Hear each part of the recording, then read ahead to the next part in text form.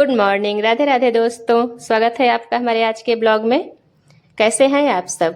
उम्मीद है अच्छे होंगे, स्वस्थ होंगे, प्रसन्न होंगे। तो चलिए शुरू करते हैं आज का ब्लॉग।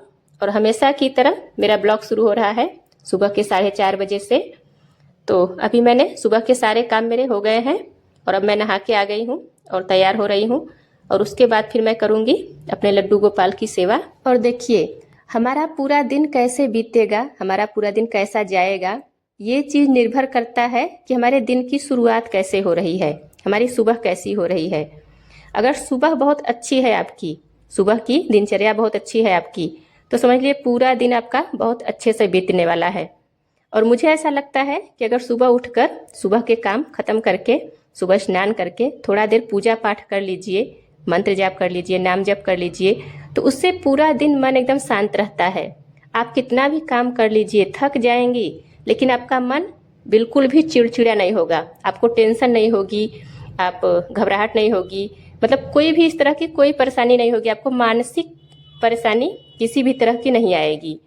तो मुझे लगता है कि सुबह की इस तरह की दिनचर्या सबको अपनानी चाहिए। और हम महिलाएं ही घर को संभालती हैं, तो हमारी छोटी छोटी आदतों से ही घर में सुख समृद्धि आती है, माँ लक्ष्मी की कृपा प्राप्त होती है। तो आज मैं आप लोगों को वो 7 काम बताऊंगी, ऐसे 7 काम बताऊंगी जो हर गृहिणी को सुबह करनी चाहिए, हर गृहिणी को अपनानी चाहिए।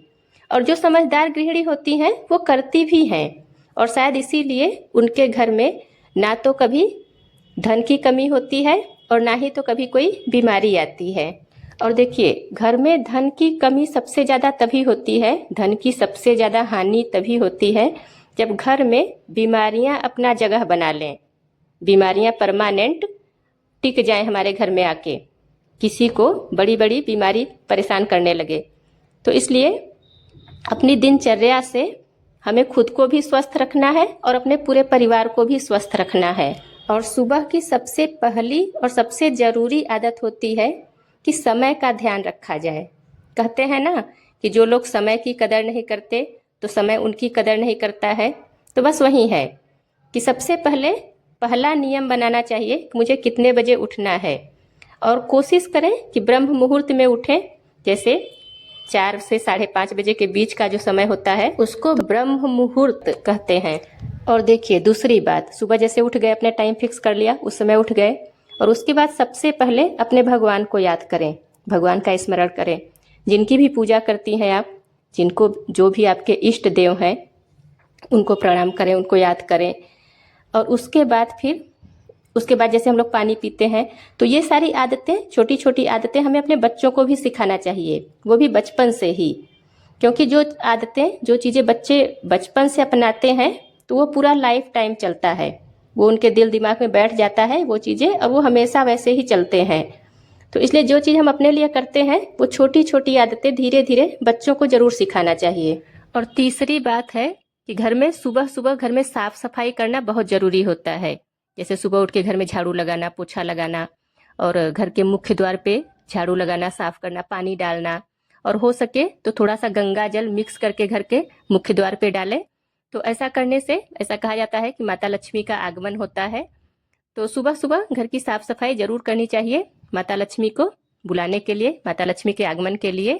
ऐसा नहीं करना चाहिए सुबह का सारा काम हो गया, खाना पीना सब कुछ हो गया, और साफ सफाई का काम हम दोपहर में करेंगे, 2 बजे करेंगे, 4 बजे करेंगे। तो ऐसा नहीं करना चाहिए।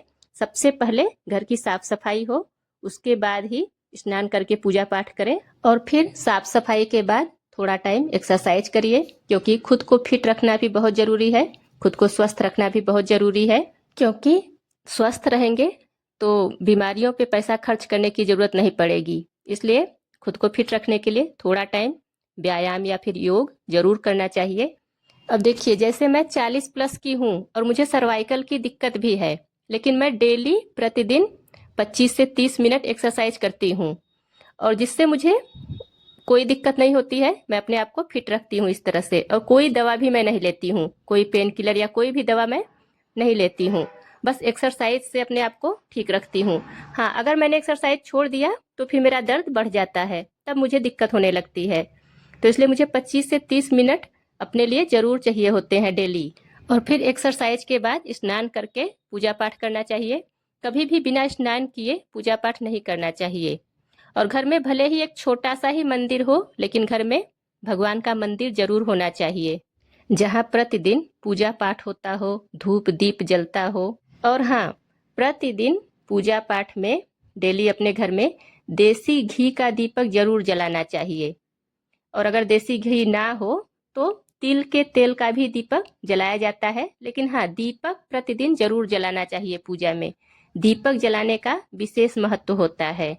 और फिर पूजा पाठ करने के बाद ही रसोई घर में जाना चाहिए, किचन में जाना चाहिए खाना बनाने के लिए। ऐसा कहा जाता है कि बिना नहाए रसोई घर में नहीं जाना चाहिए। नहीं जाना चाहिए का मतलब ऐसा नहीं है कि जाना ही नहीं चाहिए, लेकिन हाँ, खाना नहीं बनाना चाहिए, नहाने के बाद ही खाना बनाना चाहिए। देखिए, जैसे हम अपने घर के मंदिर में साफ सफाई का ध्यान रखते हैं, बिना नहाए नहीं जाते मंदिर में, क्योंकि वहां पे हमारे भगवान विराजमान रहते हैं, तो वैसे ही रसोई घर को भी घर का मंदिर की तरह ही रखना चाहिए, क्योंकि वहां पे अन्नपूर्णा की देवी विराजमान रहती हैं। तो इसलिए कहा जाता है कि बिना नहाए रसोई घर में नहीं जाना चाहिए, बिना नहाए खाना नहीं बनाना चाहिए। और ये सारी बातें देखने में और सुनने में बहुत छोटी छोटी लगती हैं, लेकिन इन सारी बातों का प्रभाव बहुत ज्यादा होता है। जो लोग इन बातों को अपने जीवन में उतारते हैं, अपनाते हैं, उनके घर में हमेशा माँ लक्ष्मी की कृपा बनी रहती है।